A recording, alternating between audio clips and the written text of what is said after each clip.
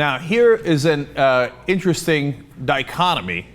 Now, HSBC does $60 trillion of suspicious activity, and somehow they just don't catch it, and they continue to make billions of dollars off of it. But when it comes to Eliot Spitzer's transactions, well, they happen to catch that right away. That's really interesting. Do you know what it was totaling?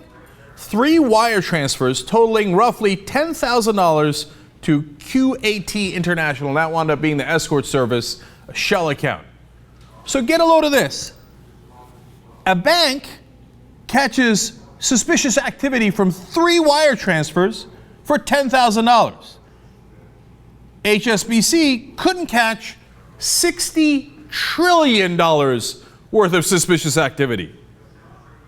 What a gigantic joke this is. And you'll see why in a second when they happen to catch Eliot Spitzer's activity. Now, of course, Spitzer was the governor of New York and had to step down after they found out that he was involved with that escort service. Now, they said, well, we had to. Look, here's an expert that they quote. They still didn't know what the business was, and they started digging into the account. Is it drugs, money laundering? They then start to see money from Spitzer. Well, look, they got to look into it if it's drugs or money laundering. Unless, of course, it's $60 trillion worth of drugs and money laundering that HSBC, for example, didn't look into. Well, these banks had to look into Spitzer's account. I mean, it was a whole $10,000. Imagine if it was drug money. Wow. Well, that's why they had to do it. New York Times explains, experts who advise banks and individuals on anti-money laundering regulations said that the 2 banks were just following the law when they reported suspicious financial transactions to federal authorities. Well, they didn't have a choice, did they? If there's ever a suspicious activity, you've got to report it, unless, of course, it's $60 trillion worth of suspicious activity. Our entire justice system is a joke. As we continue, the New York Times explains, as part of the Know Your Customer requirements, banks must assess their clients' financial patterns and set guidelines to ensure that an alarm is sounded if there are unusual transactions. Oh, do they have a program called Know Your Customer? Really? When it's Eliot Spitzer who used to go after the banks, they happen to know his accounts really, really well. That was back in 2008. Now, when we find out, hey, after 9/11 for 10 years, you know that they did this all the way up till 2010? If your customer happens to be someone connected to al-Qaeda or Iran or a Mexican drug lord, then don't know your customer that much. And then former director of FinCEN, which is the government organization of the Treasury Department that's supposed to look into this, Financial Crimes Enforcement Network, that's what it stands for. He says, what 9/11 taught us is the value of financial information.